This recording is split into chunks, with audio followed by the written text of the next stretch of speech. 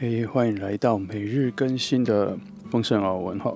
今天呢，继续为你捕捉恋人的讯号哈。今天的这题是新的恋情已经抵达，新的恋情已经抵达哈。那这就是今天要选的3张牌哈。好，如果你等一下看近的时候，你想要看久一点，你可以按下暂停哦。那今天的第一张牌是圣杯9，好，圣杯9哈。再来第二张是权杖皇后，好，再来是圣杯7，好，这3组都是不同风格的牌组哈。那大家都很会选哈，如果你很难离开目光，很难离开它，那就是共振最强的，你就选它吧。那选好了之后，我们就开始咯。好，我们从选择第1号牌的朋友开始哈。好，这是第一组，我们先从抽5张牌来看一下你跟他的能量的结构和发展如何哈，来帮你寻找一下他在哪，他是谁哈。好，新恋情已经抵达的话，我觉得捕捉他的位置跟是什么样子的人，好像是这题很重要的成分哈。来，我们来捕捉一下吧。好，等一下哈。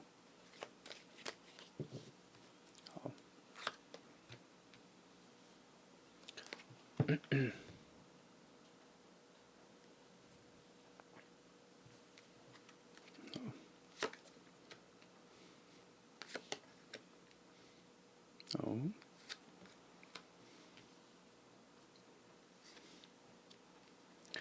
好，我们先来看这5张哈，调整一下。好，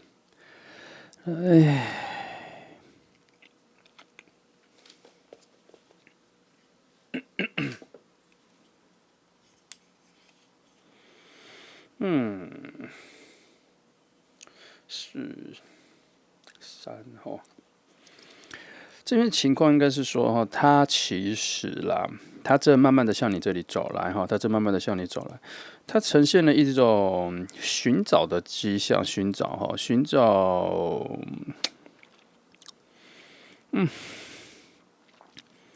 他有某种原因哈，在往你这里走来，在找一份什么？这边好像不太清晰，但是我这边的念头很多都是在找一份工作，在找一份机会。那因为他找的那个方向哈，正在影响他走的那个路径，在引诱他走的那一个指引，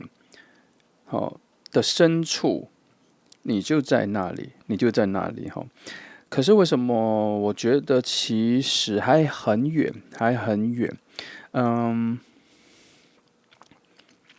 以今天的题目来说，它的已抵达哈，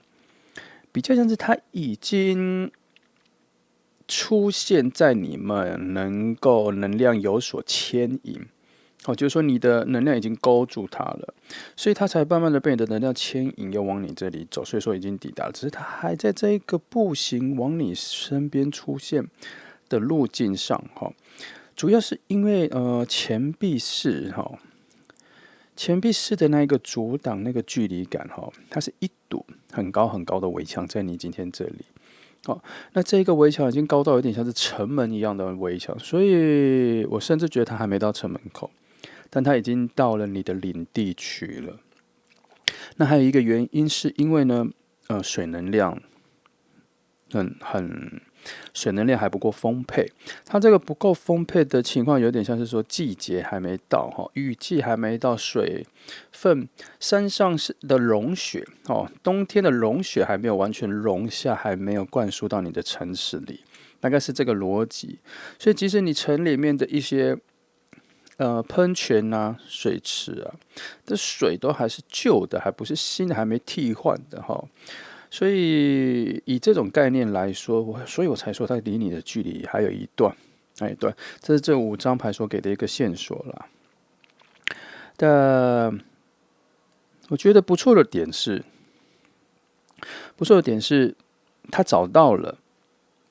他要走的那个路，也就是我刚刚说他在寻找一样东西，他寻找的那个方向，他好像已经确定他要找什么了，所以他那一个门都打开，还有他已经启动了，他还不是观望的，他那一个要启动前的分水岭，他已经跨越了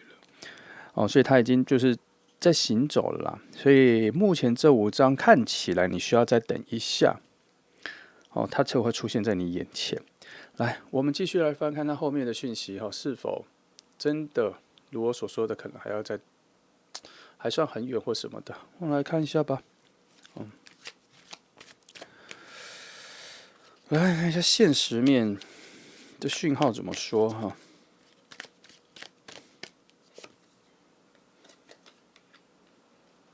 好，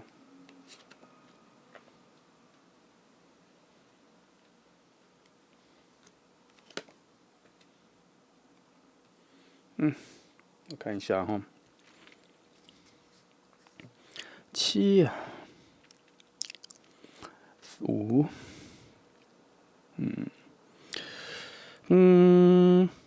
我姑且把它形容在一个荒野上行走的一个骑士了哈。这个能量我先形容它是这样了哈，但他行走的确实是慢的，为什么？他突然在这个向你走来的这一条路径上，他一步感受到一份丰沛的情绪。他每一次走到一个路口，他都觉得有很多的新奇，有很多的丰盛，在等他领取。可是他内在的思维又告诉自己说，不要再浪费时间了，不要再等了，不要再踌躇其他的事情了，请快点走吧，不要再被其他事情所分心了。为什么他心底会有这个讯号？因为他无意识的能量其实就被你这里的拉扯过来，可是因为他的心还没有定，所以他常常被旁边很多的景致、美好的事物所影响、所吸引、所分心，还有。他虽然如我刚刚说的，他想要找的那一个新的方向，他已经找到了门开了往这里走，可是他每一步心情上都有点不安。不安什么？就像我刚刚讲的，他被很多事情所吸引了，他开始有点自我怀疑，这个方向是否拥有他真的想要，而且他所期待的东西，是否就在这一个尾端会出现？他现在的心态是这样，所以他节奏很慢，很慢慢走。但这个跟你没有关系，也跟你做了什么事情没有关系。他这一段比较像是，他要走到你面前的时候，需要变成是一个完整体。他的整个路径上，他需要经过一些自我的觉醒，才能成为想要的自己。还有一些是他中间会遇到一些困难、一些挫折，然后他知道怎么为别人牺牲。他内在他会理解到要对自己更加的严厉，他也知道说未来自己的人生遇到任何人，他不再是自己一个人的生活。所以他这一条路为什么？有这么多，他其实还在一条需要受到挑战的路了。他要学会怎么爱，他要学会现实世界的一些正义、一些黑白两面，他还要再更理解一下他自己人生的生命力在哪里。然后到他在你面前出现的时候，他才会有一种心跟心智上的觉醒。所以我才说，为什么他在了你这个城市里了，然后还是在，可是却还在墙外面。并不是说还要你等，并不是在让你感到艰苦，而是这一份礼物，宇宙希望它是好的、完整的，才要交到你面前。然后，其实宇宙对你是好的。那他这里有说你自己的一个爱情的期待、恋情的期待，一个丰沛感还没有起来，也是因为宇宙他可能觉得他不想要你这么早就期待一个这么完整的东西，他不想要当一个宇宙能量已经让一个完整的宇宙能量让你感受到了，却还放在这么远，所以他让你感受的是一个比较薄弱的。好像些微的觉得好像有东西要来，有一个未来的恋情要来，大概就是现在你看牌的这个情况哈。那他还在给你打一个迷糊仗，还在让你起雾，他不想让你有心态上突然全心全意的在等待一个这么具体的东西。也就是说，你跟这一个人，我觉得至少啦，如果以能量连接起来的话，我就已经走到不错的阶段里了。而且宇宙还蛮负责任的，让这个人在琢磨，在去无存精城最适合你的样子出现，这是他的故事线，这个人的故事线还在走。我来看一下他心智上是否知道他往这里走的底端是一份也是他所期待的爱情呢？我来帮你看一下。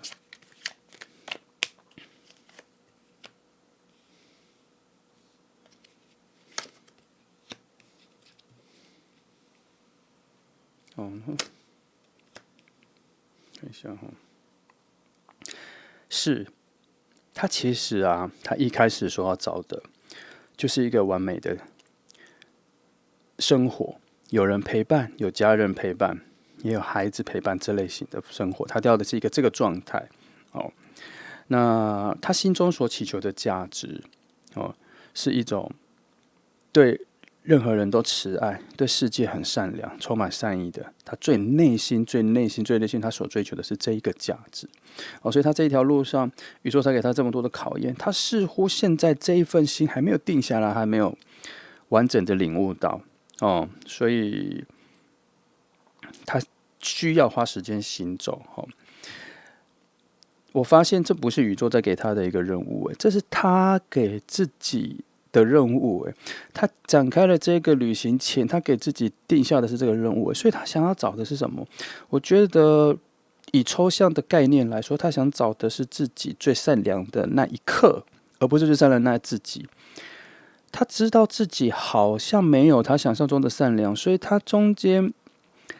很多的犹豫，而宇宙给他非常多的任务来认知自己其实是拥有足够的善良来面对这个世界的。他可能前面有一些事情痛苦，这些让他突然有点不太相信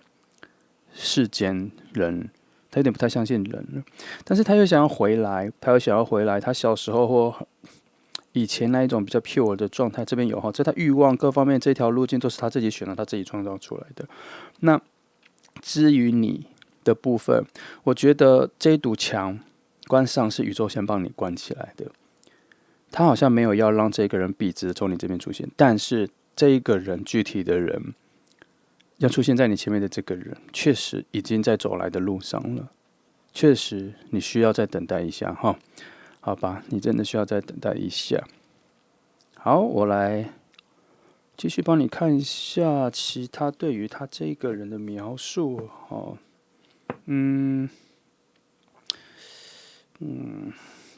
看一下还有什么让你知道的我帮你看一下，他跟你是否，他跟你内在各方面的关系上，你们是否是完全不一样的人，还是你们其实是一个 twins 的概念呢，或什么的？好了，帮你翻3张牌来看一下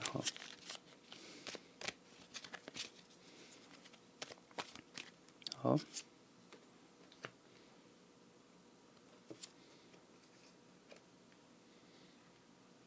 这一张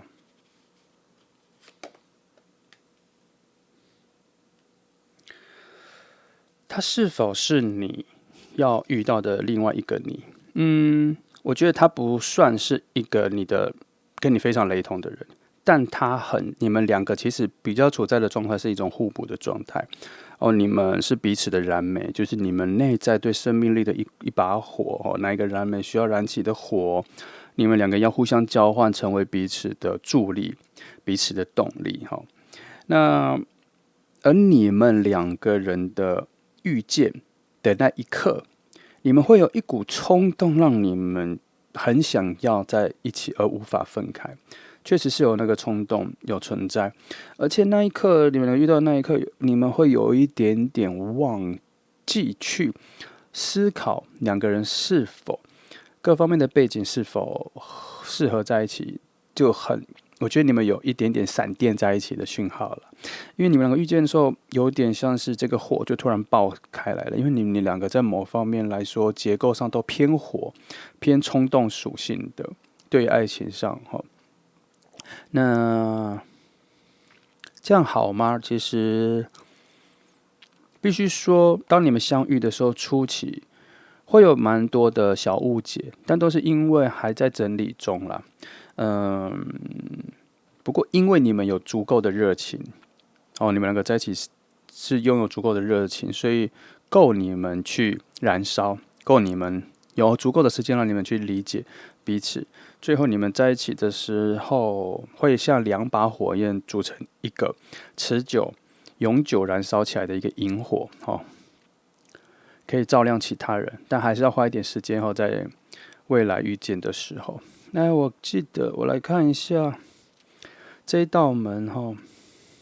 跟这个，因为它这里还是有一个你的部分啦。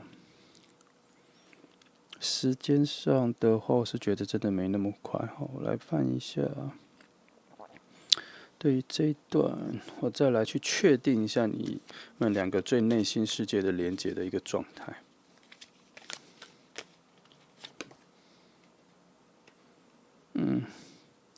好，这里是说不用太担心，你们的连结一开始就已经很强烈了，所以这个人往你这边走来，他不太会在中途被别人抢走，或被别的事情带走。他真的是笔直的往你这边来，可是现在有层层的关卡，让他变得缓慢。因为他其实有一个，他这一个往你这边笔直的这一条路径啊，其实是宇宙偷偷帮他打开的一条捷径，已经比原本预定的情况要再快了。他已经有点穿梭了。我觉得他可能因为他心智上某方面已经自我开教成功之后，宇宙就认为，或是他的意念跟你的连结对到了、对齐了，这一条路径就开了一条捷径往你这边来。可惜啦，这个的应该说他的能量的修炼不够，成为你的伴还不够，所以只能期待他这一段的训练时间能加速，因为结果已经是预定了，他绝对是变成适合你的完整体出现。但是要花多少时间就看他了，就看他这边的能量。不过以现在宇宙能量来说，他确实有很多能量在支持他啦，支持他，帮助他。尤其他追求的那个内在的品质是极善的，所以我相信会有更多的能量在帮他，尤其终点结果最后要得到的一种荣耀跟胜利的牌，其实都是蛮好的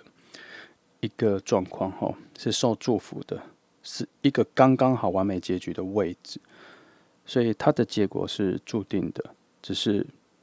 这段时间花多长，只有他的意志能决定。来，我们再来帮你补充一下他这个人的其他面向，再更具体的看一下他这个人该用什么来形容他。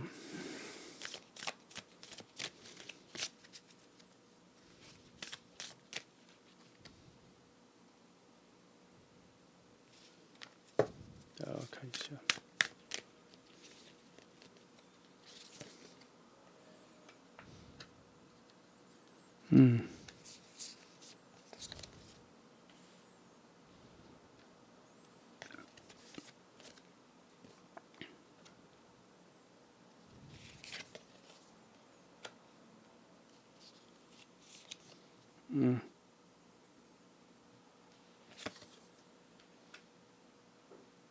他其实是一个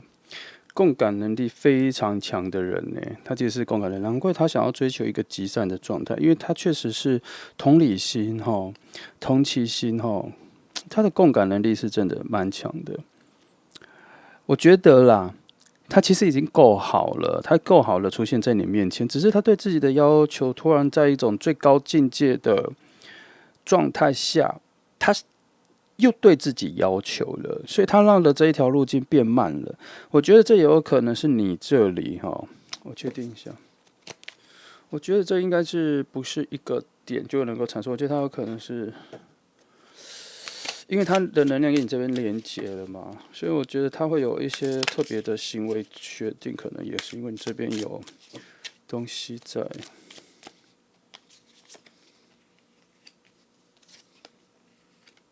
看一下，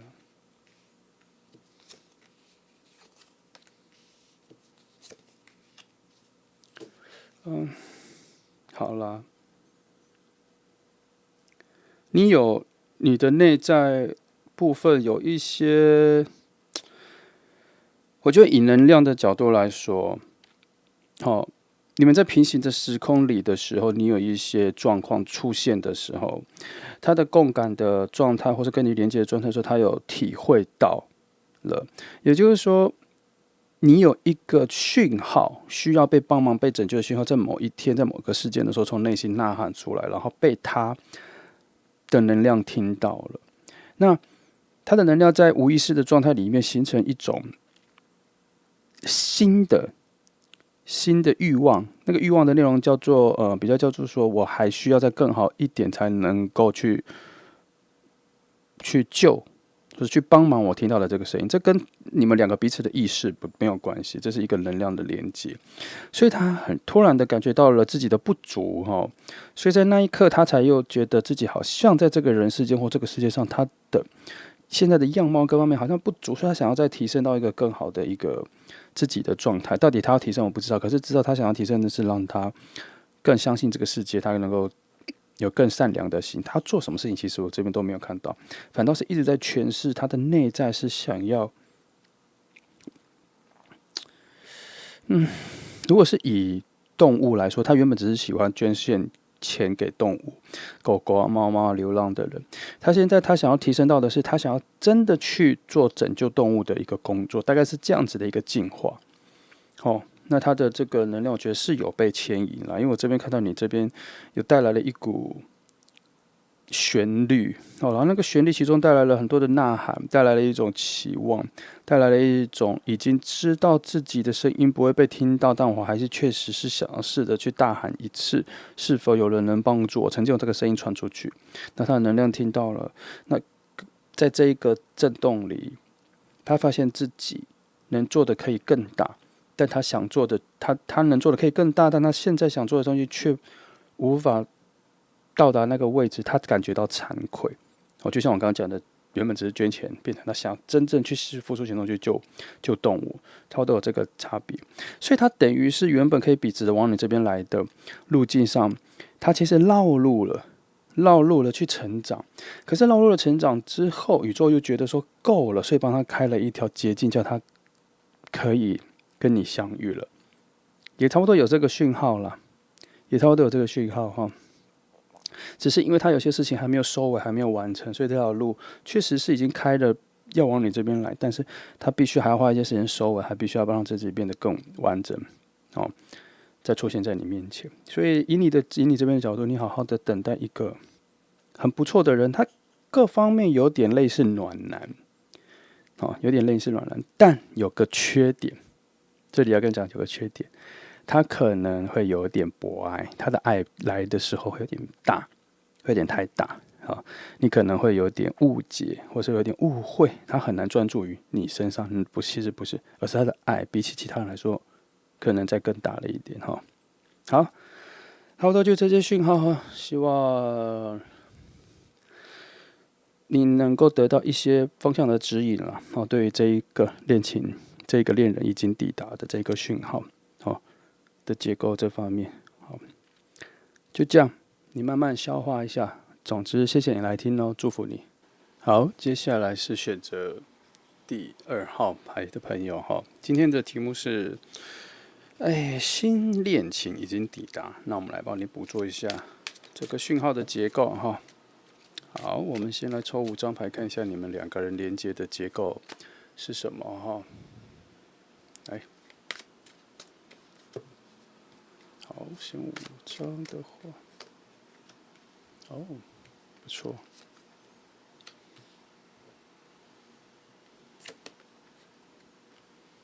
好，好，我们来看一下，我先看一下哈。核心上来说啦，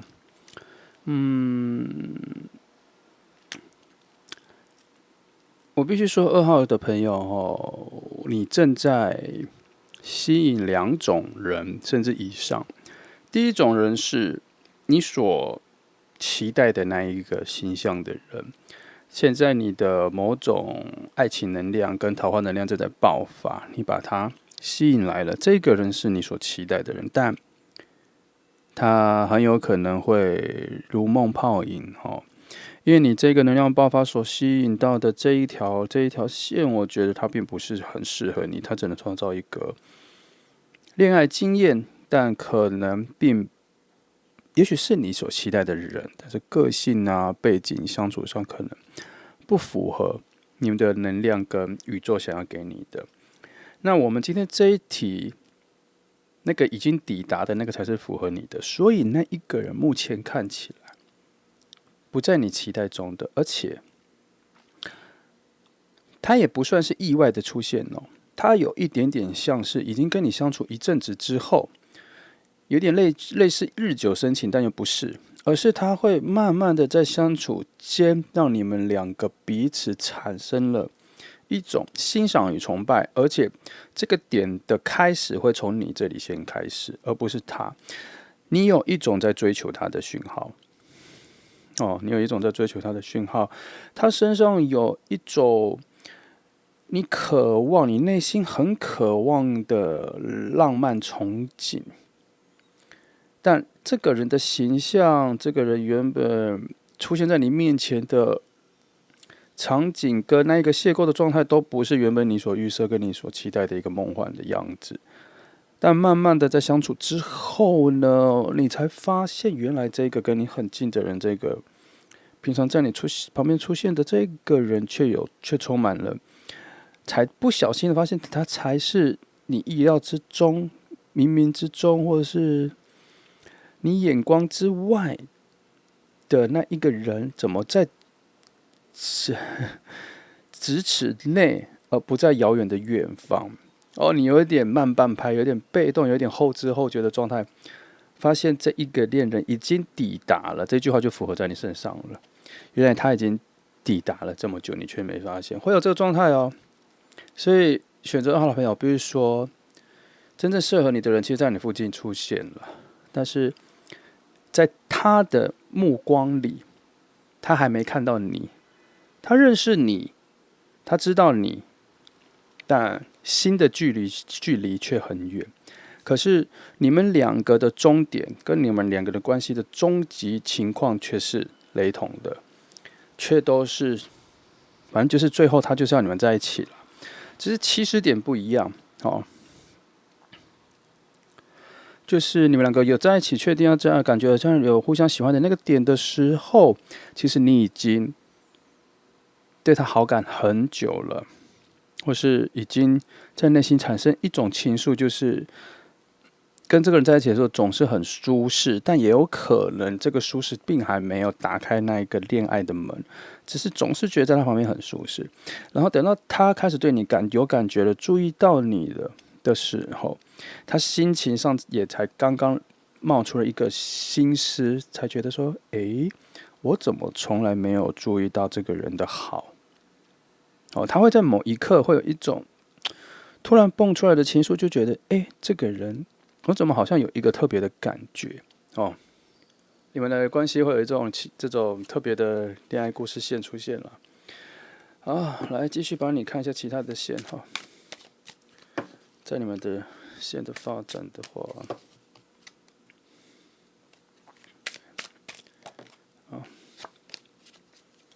先看一些，好了，好。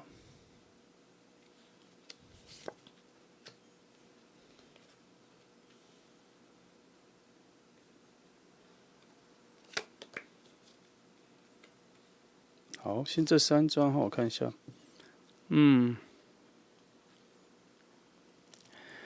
很有趣，很有趣。你们的个性本来在工作上或是对人的要求上都还蛮高的。可是很奇怪的是，当你们两个遇见的时候，你们这是两个人的善，两个人的容忍，两个人的包容，突然就爆发起来了。你们两个遇见的时候，感情遇见达到对齐，有所共识，或是知道要疼惜对方的那一刻，你们也开始进入了一种愿意疼惜整个周遭所有人的一个状态，你们就会有所领悟，好像达到了某种宇宙要给你的一个平衡点，终极的平衡点。那这讲起来很抽象，我讲一个很白话的，也就是说，你们现在对人的态度其实不够善良，不够宽容，不够包容，不够牺牲。那你们两个人的相遇，会爆发出一个很全然的善意，跟一个对于善良、跟对于牺牲、对于奉献的这个领悟，会达到，应该我觉得它不是一个升级，它是会给予你们一个全新的念头、全新的价值观。我不知道发生什么事情啦，我也不知道为什么会有这个情况出现，只是它这个讯号就是讲这个，你们，总之你们两个遇见的时候会有一个很特殊的事件啦，会改变你们的现状，会改变你们对于怎么照顾他人，怎么牺牲自己、奉献自己来去施舍他人，或是帮助他人这个概念，你们会有所改变。那它有一个关键点是，一定要你们两个开始交往了，开始有恋爱的情愫展开之后，你们对于爱跟情，对于情分，对于人际关系的领悟会有所差别。我倒是觉得啦，也是因为这一份礼物让你们领悟不是礼物，让你们领悟了所谓的新的善良，让你们两个看见彼此，你们会在同一个时间突然领悟了某种新的善意，对世界的善意，或是你们两个突然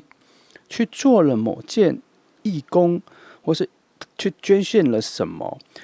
去做了某件善事，两个人同时去做，在两个人都互相不知情情况下去做，所以你们达成了某种能量上的共识，而开始看到了对方，也是有这个讯号哈。但他这边有个小小的提醒，你们要达到那一个对于新的善良的理解啦，要达到一个更上一阶的善良的一个境界之前，你们要放下一个东西，就是你们看这个世界、理解这个世界有太多的计划了，有太多的计谋了，有太多的小巧思了，有太多的小心机了。无论你是出于保护自己，还是出于要帮助别人，我觉得你们这边在讲是你们用了太多的判断了，已经有点搞不清楚你们心目中的那份意见到底是可贵的意见可以给予别人，还是出于保护自己的机制，还有自己过往的人生经验所累积出来的一个理所当然的偏见。这些东西让你们做很多事情的时候，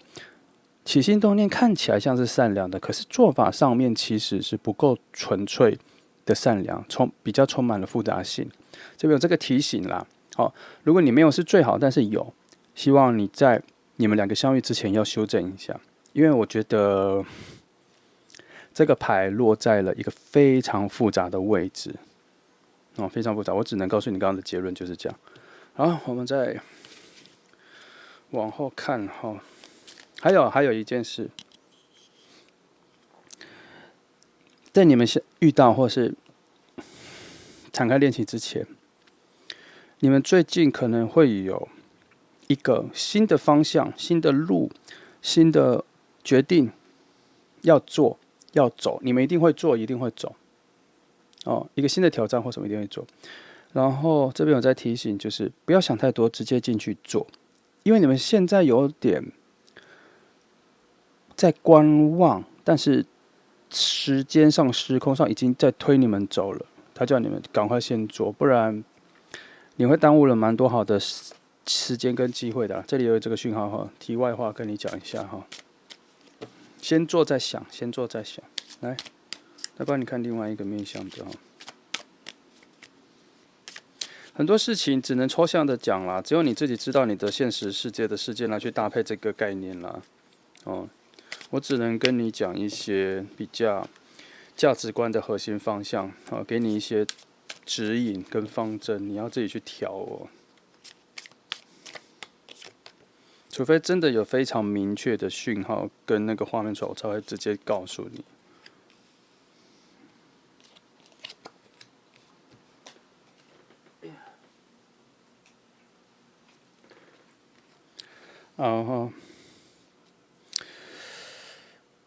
我觉得选择2号牌的朋友，他一直在告诉我，你们两个相遇在一起前有很多功课，有几样功课要做。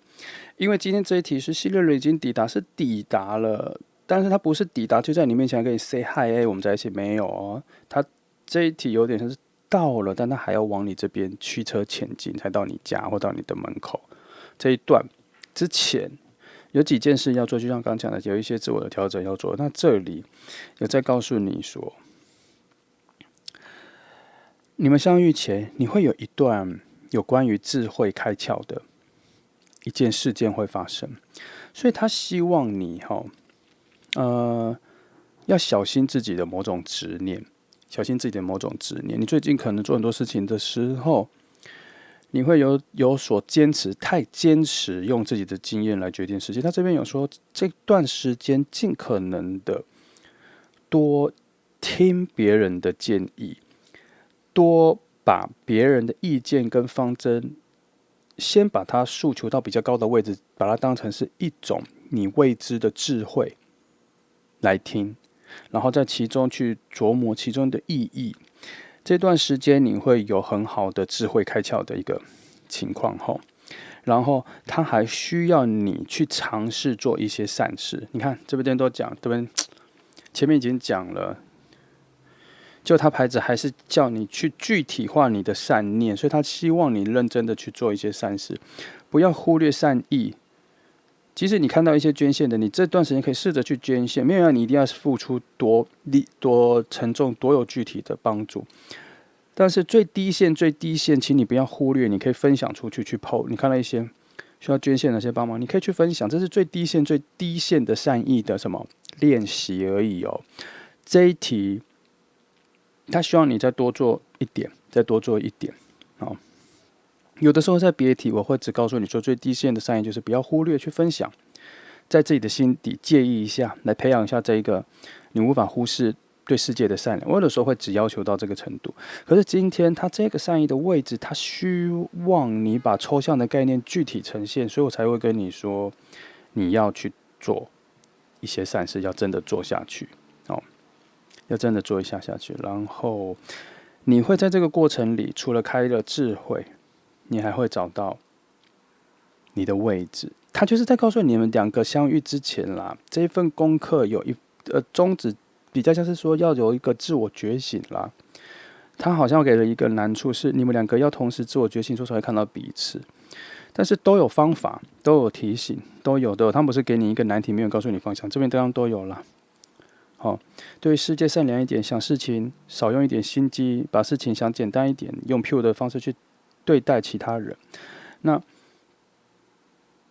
打开心胸，听取别人更多的意见，把它当成是任何一句话都当成是一个智慧之言的启发，来启发自己，开智慧的一个方向。再来多做一些善事，去体会善良的累积在内心发芽的一个状态。然后慢慢的，你会在你们两个相遇的路上，相遇的终点之前的路上，你就会找到更新的定义，新的善良的定义。然后在面对到这个人的时候，你们两个才会有一种能量会契合起来，这份爱情才会就这样子，很自然而然的就碰到了。虽然他已经走来你这个路上了，但是宇宙更希望是一个最好的状态让你们相遇。我觉得他的目标跟目的应该是这样。好。来，我虽然讲了这么多，还是帮你翻一些更多内在黑暗面的一些内在需要提醒的东西。好，还有他这里有希望你放下自己优越于别人的这个概念。他希望你再拉下来一点，再让自己觉得荒芜一点，再让自己觉得贫瘠一点。他不只是叫你谦虚一点，他希望你再比谦虚更多。你可能要开始认知到自己的不足，很多人都能成为你的老师。大概这个状态在遇到这个人之前你练习了这一段，这个功课在体校以前还蛮重要的。虽然听起来啦，今天的题目是说这个人已经抵达了，这个我讲的很少，我想说他是谁什么方讲的比较多功课，可是他这个你们两个相遇前这个功课，我觉得反而对你的人生才有更大的帮助。而且他这个功课，他其实宇宙在告诉你什么？宇宙在给你一个很好的人了，他很怕你在遇到他的时候，因为自己的不足而错过，或是因为自己的不足而让这份感情在很短的时间就结束。他其实有这个提示，我觉得够聪明的朋友，你在听的时候，你就会听出这里面的奥妙。他为什么要给你这些难题？为什么不直接把一个人给你？因为宇宙有认知到你的不足，而我们不知不觉的却就这样子让自己过去了。所以我们常常错过很多事情，是因为我们有能力却不知道如何发挥。所以可能会有更好的人，更适合我们的人，就这样子常常擦肩而过，常常在我们眼前就飘过了。所以今天这题你看到了，其实一号牌也有这个状况。他为什么感觉要让你们有先这一段？为什么不直接把人就丢到你面前？因为他不适合在任何一个时间，就是把这个宇宙准备好的人就丢给你啊。因为这份关系可能会在很多的不足中就没有了，很可惜，好吗？因为他会丢给你，或是会把它放在面前给你，是因为你们的能量基本上是契合的。但是以现实面来说，很多东西调整完，在调整之前，就把这个能量让你们两个相遇，就很快的这个能量消耗完了就没有了，很可惜。所以这些有些功课能做多少就努力做多少，至少心态上也往那里走。所以回到这一点。他相信你一定觉得自己已经很好了，够好了，但其实他希望你在训练自己，告诉自己说，永远都不够好，永远都要比谦虚还要再更觉得自己再更卑微来去看这世界的人。在之余去听别人的声音，去做善意的声音，你才会知道自己的渺小，自己的位置，你才会知道帮助别人所带来的注意有多大，因为你可能在内心渴望别人帮助你的那个声音喊起来，你才发现说自己其实也蛮需要这个宇宙，或蛮需要更大的力量来拉你一把，你才会体会到这一点啦。来看一下，当然了，讲了这么多，还是具体的帮你翻一下这个人的能量啦。宇宙怎么去诠释这一个人？看看有没有什么重要的关键词或者形容词告诉你他到底是什么样子的人。我帮你翻。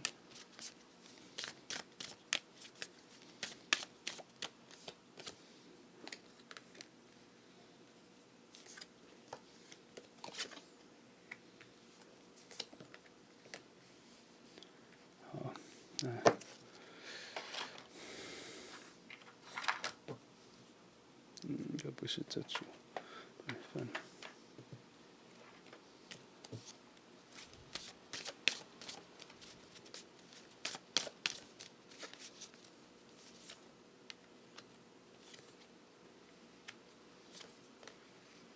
好，来，我还有别的可以翻。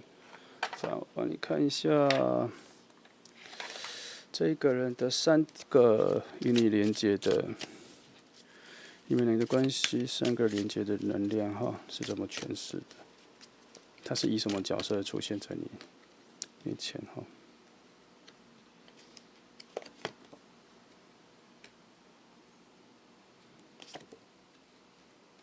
大概是这些了。来，帮你仔细的说明看看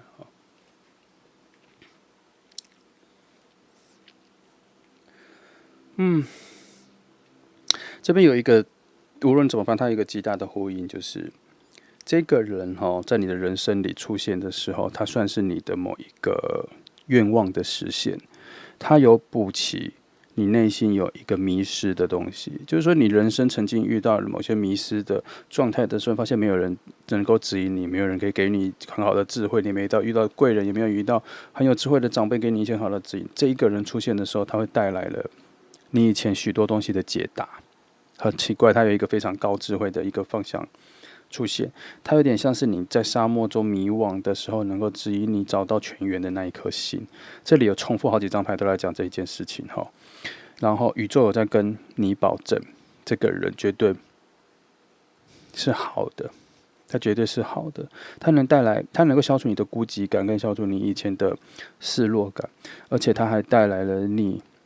曾经不是你现在曾经梦寐以求的某种心灵的成长，某种智慧。但这些智慧所带来的是某种安稳，某种安全感，前所未有的安全感，这个人会呈现。所以我也觉得难怪前面他给你这么多课题，因为他可能觉得你还不够去领悟到宇宙要给你的这一个人能带给你的价值，所以他希望你前面再准备好。当你这些准备好的时候，你才能够契合到很快就领悟到宇宙给你的这份礼物跟这个人的价值跟他的好。他希望你不要浪费时间，跟他有所摩擦或是不合之后，开始后悔了才发现这个人的好。他不希望，他希望你跟他相处在一起的时候，你就已经发现了这个人的好哦。然后他没有说他会从什么情况来，他只说在某个准备好的状态下，他在某个准备好的状态下，他会突然就出现在你面前了。所以看来他何时要出现是你何时准备的够好了，他就要出现在你面前了哈。他没有给一个很明确的等待时间，他给了说我没有，他这边需要是告诉你说我没有。还没确定你这些努力要还何时哪个端点要给你，他自己也未知，他们都还在看。但是有一个重点是，必须要两边都达到一个平衡，必须要你要感觉到自己内心的平静，跟你感觉到内心的秩序，跟你并没有勉强你自己去做这些事情，而是真的达到了一种心中的和谐的状态的时候，似乎就是那个时候那个人就该出现了。讯号是这些。好，我能传达给你的，希望你慢慢的去体会哈。好，就这些了哈。总之，人2号牌的朋友，这是一个一举两得的事，你会得到一个不错的人，跟你的自己的全新的、更高能量的成长。好，总之，谢谢你来听，祝福你。好，我们接下来从选择3号的朋友开始哈。来，我们接着题目是新的恋情已经抵达后，我们来帮你捕捉一下讯息看结构跟你那个这条故事线的发展情况是如何。好，我们先翻5张牌来看好，好，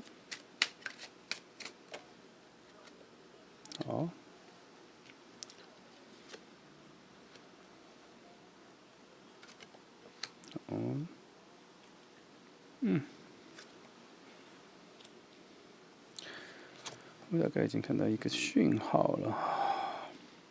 讯号是，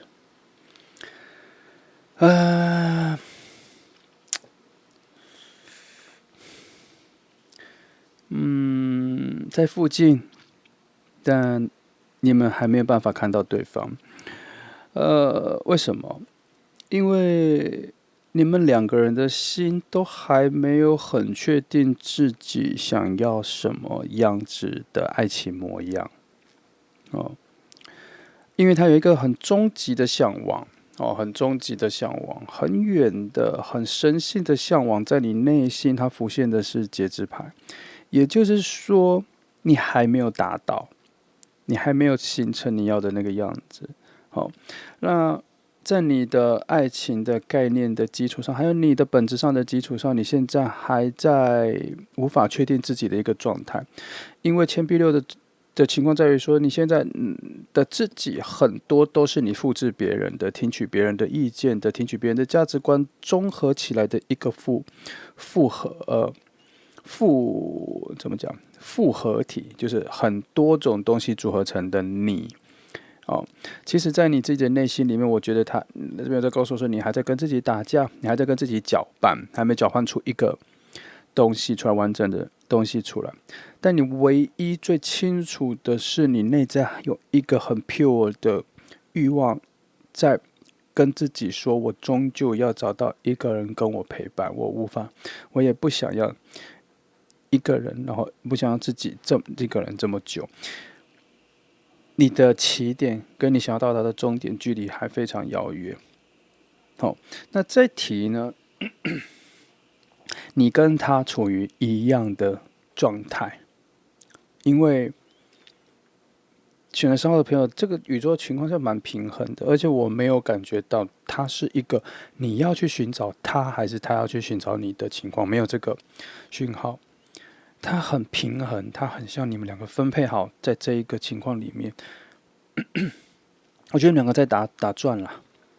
怎么说打转？很像两个这样打转，转来转去，转来转去，一直没有碰到，一直没有碰到，一直没有交集，但你们一直在一个圈圈里在打转。但这个打转很像是你们两个的能量是相符的、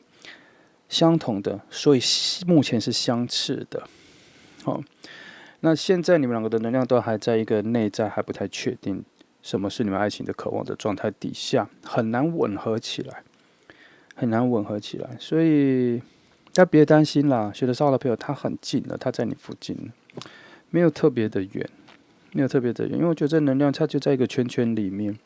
啊，所以与其说这一题说已经抵达，我觉得他抵达蛮久了，只是他没那么办法，没有那个方式去这么的现在你面前这么的耀眼或这么的明显在你面前出现，让你立刻就发现它了，没有这个。现在还没有这个契机，还没有这个契机呈现。好，我们继续翻后面的牌了，看看有没有了哈。也许会帮你找到方法。这题我觉得他已经着重在帮你找方法了，我来帮你找哈。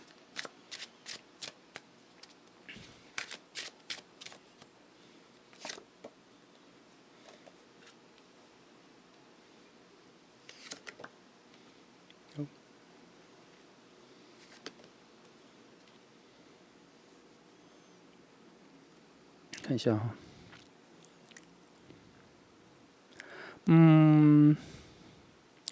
我觉得还好诶，我觉得我刚刚说的这一个搅拌哈，这个成型，我觉得宇宙觉得你们已经完成，你们已经一半以上了，就是100%来说，可能也就是60%以上了，能量都不错。它已经有一个很好的动能给你们，我觉得你们已经经过了一半以上，那60%多了，快70%这个阶段了，你们已经快想出来了，快明白了，所以你们两个的能量连接也快到了。哦，因为好的东西都出现，你们没有你们理解什么是爱情的模样，你们向往的爱情的模样越来越成型哈，而且你们在对于你们原本啦听别人的爱情故事有很多的批判，有很多的要求，有很多的不认同，渐渐的，不知道在过程中你们两个都不断的开启了新的智慧哈，有所开窍，对于爱情的严厉跟对于爱情的完美的要求突然放下了，突然用一种比较宽广、比较包容的心态来接受各种爱情的可能了。哦，也因为这样子，我觉得大概到一半的时候，在这个旅程中到一半的时候，你们就开始有所开窍了，所以才慢慢的其实后面加速了，他有在加速你们两个人相遇的情况了。哦，也就是说，这个你们两个在绕圈圈的情况已经快到后面收尾了。哦，要进入后半了，后半那就后半已经进入快一半了。对，一半了，然后再准备要收尾哈，还没有到是要收尾啦，就是要准备去进入要收尾的情况了啦。所以在这个情况，你还是要可能你要再加把劲一下去，更加的去。虽然这样讲有点小小的，我觉得有点太无奈了。就是为什么这个时候还要希望你们再多认识一下自己？因为这边还要有点差一点点哦。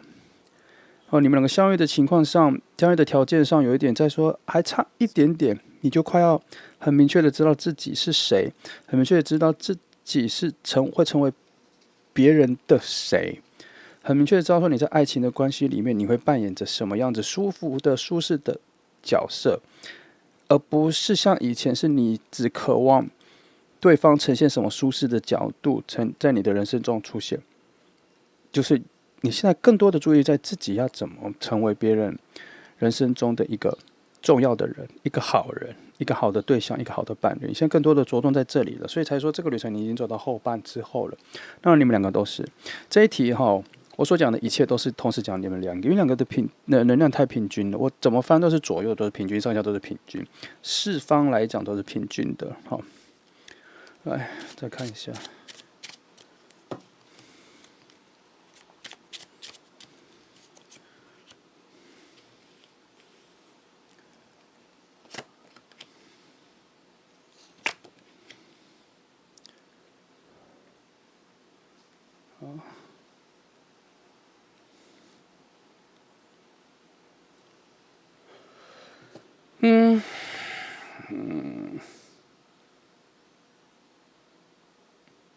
在你们两个越来越接近的时候，你们会不断的有很多新的智慧开启了。我觉得这个很像是你们越来越理解爱情了，越来越知道它的形状了，所以你们的智慧越来越开窍了，越来越知道原来爱情有很多的层次，它并不是只是两个人在一起充满炙热的爱情，它有很多的生活感，有很多的甜蜜，有很多的未来式，有很多需要进行的东西，有很多的责任，而不是全然只是责任，而也不是为了要给大家期待，而其中有很多的甜蜜都在一些非常细小的生活中才会出现，在你们两个相遇前，你就可以理解到很深的程度了。所以在你们两个相遇的时候，似乎两个人都像是彼此准备好了，心态上彼此都准备好了哈。而且刚前面的有很多对世界的人，爱情世界的模样的要求严厉值。你们正在逐渐让它消落到快到零了，快到一个最 pure 的状态了。你们已经没有要求那么多了，你们也感受不到自己对于什么叫做完美的爱的要求，原本那一个很要求的自己也慢慢的消落了，也慢慢的消失了哈。那只不过啦，只不过还是要说。即使你们两个相遇的时候，你心里内在世界里还是会有一份觉得这不是个完美的，你原本觉得的完美的恋情，你心里还是有这一个讯号。但为什么不是？因为你原本以为的完整爱情的模样，跟你现在的状态不符合。但我们不能逃避内心原本的那个渴望，所以即使你遇到他的内心还是有一丝的感觉说，这不是我最早的所期待的完美的爱情模样。但你要接受它，因为这就是你需要跟你渴望的东西有时候不符合的状态。但我相信宇宙给你的是你需要的，而你会慢慢的体会到这份需要里面的甜蜜跟价值，以及你会知道如何去享用它。好，因为我觉得我们没有那么高的智慧，用我们的意识去创造我们所谓的完美。但我相信宇宙准备好的这一个相遇，有很多你无法用你的意识去体会到的好东西，或是那个丰盛，在你的无意识的状态里，它已经在丰富你的人生了。但你需要你的人生的时间去慢慢体会，到终点前，才能够完整的把这份收获都理解到，所感受到，所以需要一点时间。记得要顺势，自然而然的去感受就可以了，不要太凹，不要太执着于自己想要什么才是最终结局。先不要这样子去想哈。哎呀，再看一些。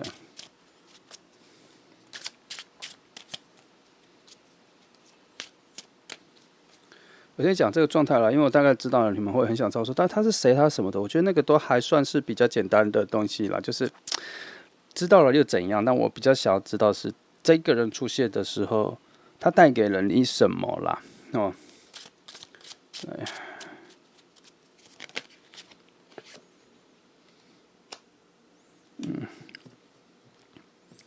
这个人他出现之后，其实你们两个虽然很一致、很相似或什么，但是他出现之后，他所单方面带给你的是，你内心会有一种，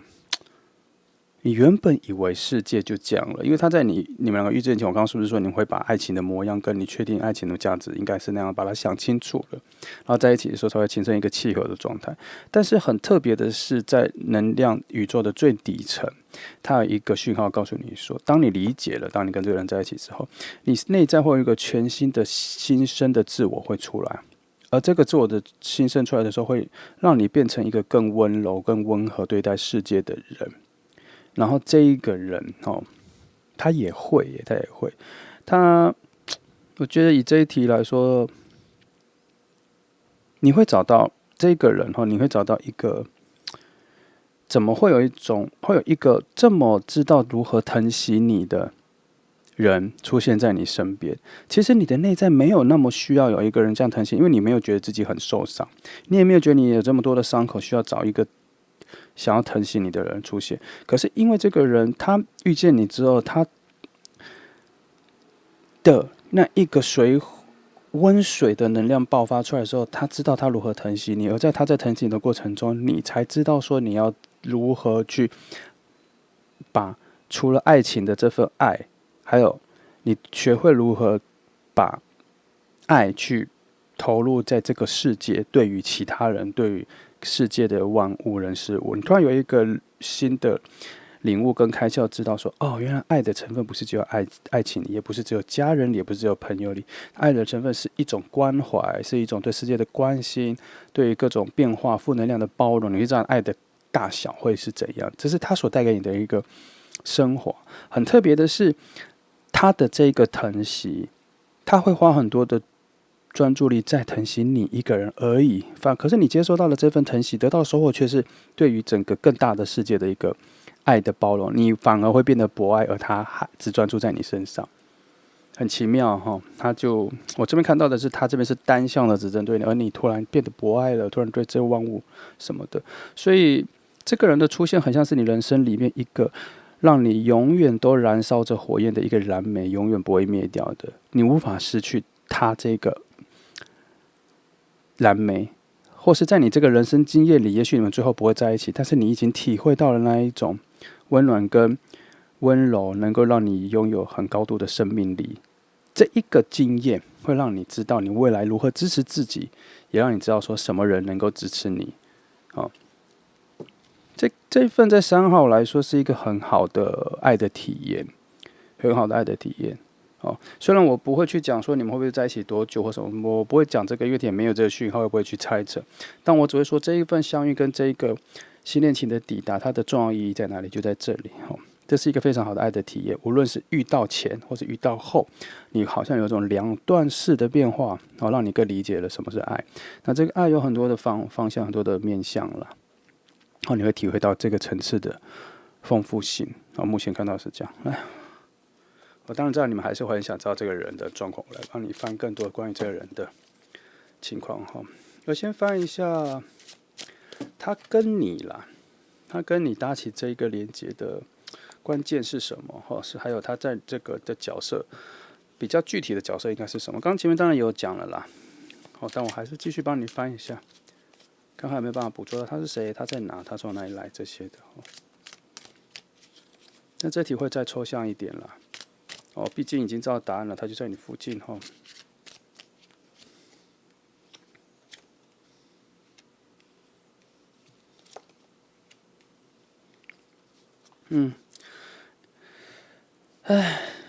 再翻下去也是一样，这2张牌是对应的，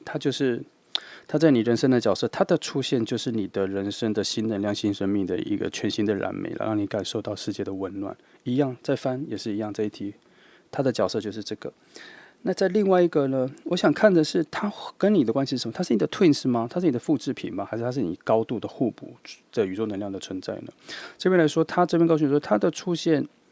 其实这个人会带给你一种对世界的新的理解。这刚前面也讲了，爱的理解，你会变得更博爱，你会知道说你的爱可以往更高、更广的地方去。这是他带来给你的一个任务。它并不是你的镜子，它并不是你的 twins， 也不是你的双生火焰或是灵魂家族这种角色出现带给你，而它确实带给你的是一种新的启发，新的，反正你会进阶那方面，你会进阶。然后很特别的是，你突然觉得你有更多的任务，你需要照顾更多的人，你需要去更远的远方，所以我有点觉得这个人的出现让你成长了，让你升华了，让你不拘泥，会让你有种不拘泥于小情小爱咯。你可能要注意一下哈，因为你变得爱更大了哈。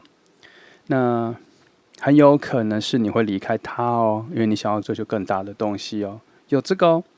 个讯号有出来，但我必须说，他处在的位置是一个比较现实的位置，所以当你不要太考量到现实、物质，或是不要太认真的去决定的话，这件事并不会出来。所以他希望你注意一下，有时候不要太执着于一定要让事情有所划分、有所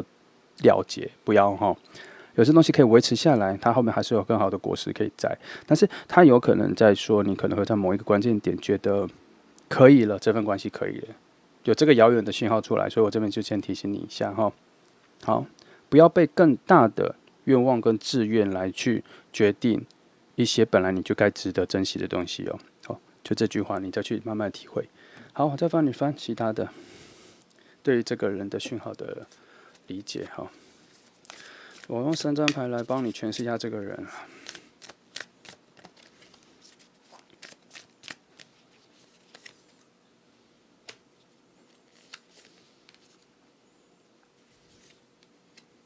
还可以哈，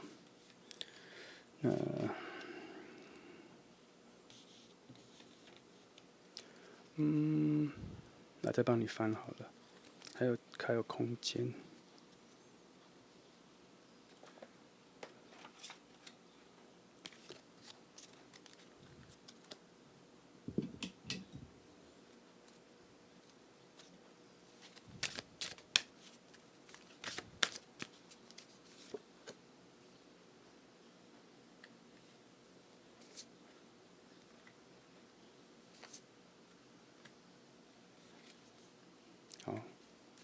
我能给你的讯息，有尽量给你哈。首先呢，必须说，很现实的说，你后来的大幅度的成长，还有我刚前面讲的，你后来想去更高的世界、更新的，你有更多的愿景的最初的营养，最初让你好的这个能量，是因为它的出现有非常好的治愈能力，它把你以前的伤口、你以前的不理解、你以前的黑暗面、你以前思维上的罩门、死角、对世界的偏见误解，它的出现之后会一点一滴的治愈你、治疗你、修正你、调整你之后，你会开始觉得自己能做更大的事情。但我这边希望提醒你的是，不要轻易的离开某些情分。这边我只能跟你说到这个而已。从你今天看到这副牌之后，你都要好好的把这句话记下来。我这边其实一直有这个讯息，一直有你一个离去的讯号，所以我只能告诉你，再讲一次，不要轻易的离开你所拥有的情分，或是你可以持续珍惜的情分哦，记得哈。那另外一个讯号，以他这个人来说，他真的很像是一个突然蹦出来的礼物啦，他是啦。那为什么用礼物来形容？因为你需要，它不是一个惊喜的礼物，它不是一个拆开来才知道东西什么的，有没有？它这个礼物就是已经准备好的礼物，要给予你了。而且它是非常跟你处在非常融洽的状态，能量上是非常融洽的状态，有点像是一种奖赏、奖励 bonus， 宇宙多给你的。那这一题我必须说，它很像是你的配角，但是其实在他的世界里，